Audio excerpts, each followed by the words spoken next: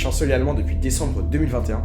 Retour sur les 5 faits marquants de la vie d'Olaf Scholz. Alors déjà, premier fait marquant concernant Olaf Scholz, sa jeunesse est marquée à gauche. Faut savoir que le petit Olaf passe son enfance à Hambourg. Il est issu de la classe moyenne allemande et dès son adolescence, alors qu'il n'est que lycéen, il s'encarte au parti social-démocrate. Il a donc la carte du parti depuis maintenant plus de 50 ans. Alors faut savoir qu'à l'époque, ses positions sont bien plus à gauche qu'aujourd'hui. Entre les années 70 et 80, il se déclare même proche du marxisme. Et durant ces années-là, il va même rejoindre les Jusos, qui était la communauté de travail des jeunes socialistes du parti social-démocrate. En gros, c'était un espace où étaient représentés les salariés. Et la chose va prendre davantage de responsabilités dans ce mouvement des Jusos, en devenant même le vice-président. Bon, il faut savoir que quelques années plus tard, il déclara tout de même qu'il n'était pas convaincu par les idées d'extrême gauche de ce mouvement. Alors il faut savoir qu'en parallèle de toutes ces activités militantes, Olaf Scholz étudie le droit à Hambourg. Il va même poursuivre en devenant avocat. Et à 40 ans, sa vie bascule, puisqu'il devient élu député. Et c'est là le deuxième fait marquant, sa longue carrière politique.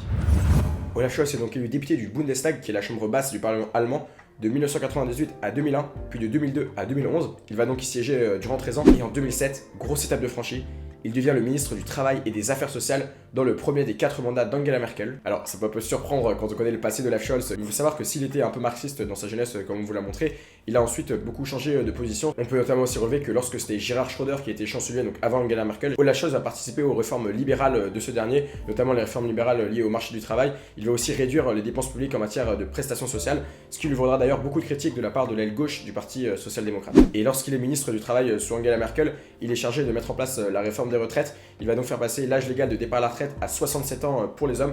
On a d'ailleurs fait une vidéo qui compare un peu les âges de départ de différents pays européens. Après ce poste de ministre, Olaf Scholz va se frotter à la conquête de sa ville d'enfance, Hambourg. Il parvient à devenir maire de la ville en 2011, il va le rester jusqu'en 2018. Il faut quand même rappeler que c'était un poste important puisque Hambourg c'est quand même la deuxième ville d'Allemagne. Et c'est d'ailleurs ce qui va permettre ensuite à Olaf Scholz d'être nommé ministre des Finances dans le dernier mandat d'Angela Merkel. Olaf Scholz était aussi connu pour sa rigueur budgétaire, en gros surveiller attentivement les niveaux des dépenses publiques. Sauf que lorsqu'il est ministre des Finances, c'est au moment de la crise Covid. Et là, il va alors complètement changer de position en se montrant beaucoup plus ouvert. Il va ainsi superviser le plan d'investissement d'urgence dans le but d'aider les entreprises comme les salariés allemands. Et il va donc laisser de côté sa rigueur budgétaire d'origine.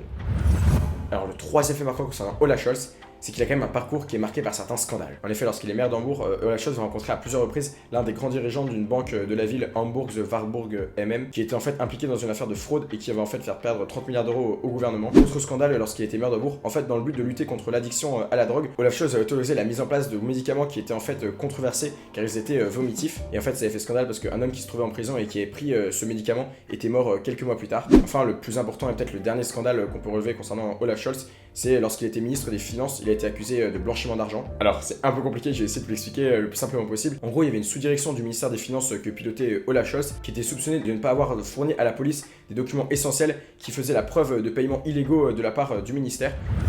Quatrième fait marquant, on le surnomme l'automate. Alors vous me demandez, mais pourquoi ce surnom? En fait, Olaf Scholz est souvent moqué pour son phasé lent et régulier, qui est un peu similaire à celui d'un automate. Die ersten russischen Raketen in Kiew, Kharkiv und Odessa und anderen Ukraine. Mais alors c'est pas le seul surnom qui est octroyé à Olaf Scholz. Quand Angela Merkel était chancelière, on l'appelait Mouti, donc l'équivalent de maman. Olaf Scholz a hérité un peu de ce même surnom, on l'appelle Fatih, donc l'équivalent du père.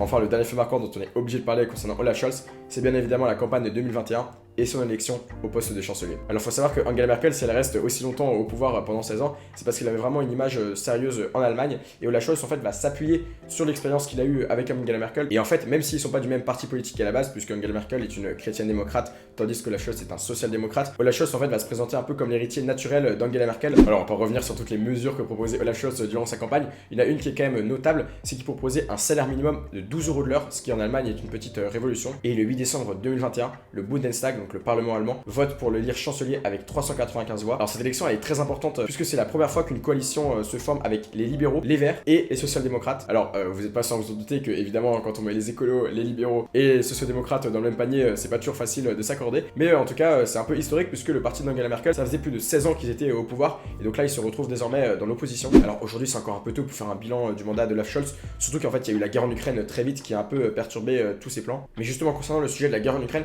faut savoir que Olaf Scholz a vite pris le devant. Faut savoir que la guerre elle a commencé le 24 février 2022 et dès le 27, 3 jours plus tard, il s'adresse au Bundestag et demande un budget inédit pour la défense. Il demande 100 milliards d'euros supplémentaires faisant ainsi passer le budget de la défense allemand à 2% du PIB, ce qui était inédit depuis la Seconde Guerre mondiale en Allemagne. Et excepté la guerre en Ukraine, durant cette année 2022, il va notamment échouer à faire adopter une obligation vaccinale. Alors un autre sujet qui avait un peu fait polémique en 2022, c'est lorsqu'il s'était rendu dans les pays émiratis, donc les Émirats Arabes Unis, le Qatar ou encore l'Arabie Saoudite, et qu'il avait négocié un contrat pour obtenir du gaz naturel liquéfié pour l'Allemagne. Il avait reçu de vives critiques, notamment de la part de l'ONG Amnesty International, qui lutte pour la préservation des droits de l'homme dans le monde, qui lui avait notamment reproché d'être allé rencontrer Mohamed Ben Salman, qui est le prince d'Arabie Saoudite et qui est responsable de l'assassinat du journaliste Jamal Khashoggi. Enfin, plus récemment, on peut relever que la dernière fois dont on a beaucoup parlé d'Olaf Scholz, c'est lorsqu'il a finalement accepté d'envoyer des chars lourds de combat en Ukraine. On a d'ailleurs fait une vidéo spécifique sur ce sujet qu'on vous met juste ici, et le débat il se trouve en description. D'ici là, n'oubliez pas de vous abonner, et on se retrouve très vite pour une nouvelle vidéo.